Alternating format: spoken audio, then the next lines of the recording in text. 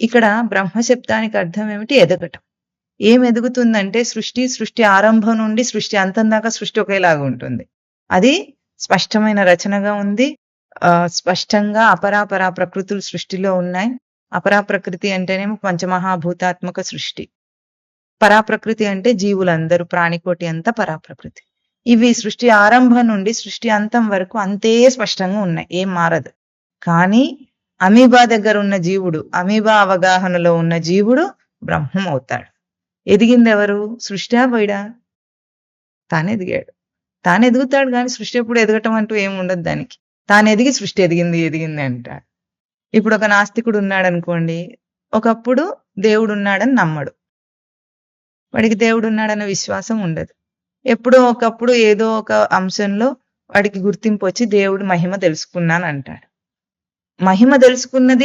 మహిమ తెలుసుకున్నందువల్ల మారిన దృష్టి తనదా? దేవుడు ఏమన్నా మారాడి మహిమ వచ్చిందా దేవుడికి? మనం తెలుసుకోగానే దేవుడికి మహిమ వస్తుందా? రాదు. ఇదివరకు కూడా ఉంది. కాకపోతే ఇప్పుడు ఎవరిలో మార్పు వచ్చింది? తనలో వచ్చింది పరివర్తన. అట్లాగే ఎప్పుడు మార్పు మనలో వస్తుంది. ఎదుగుట అన్నది మన స్వరూపం.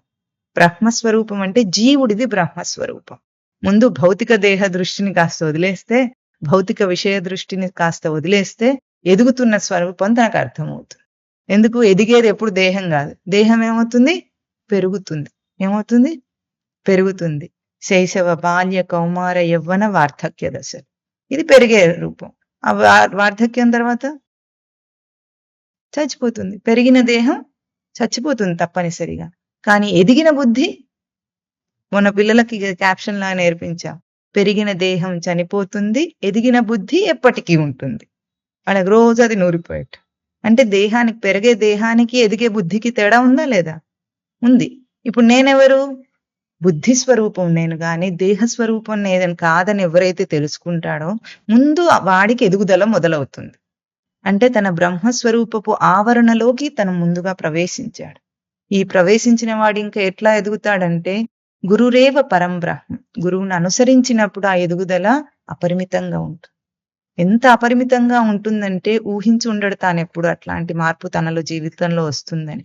సర్వసాధారణంగా అందరిలాగానే ఉన్న నేను ఈ రోజు ఒకేసారిగా మొత్తం నా దృష్టినంతా మార్చుకొని నా జీవితం ఎట్లా మారిపోయింది?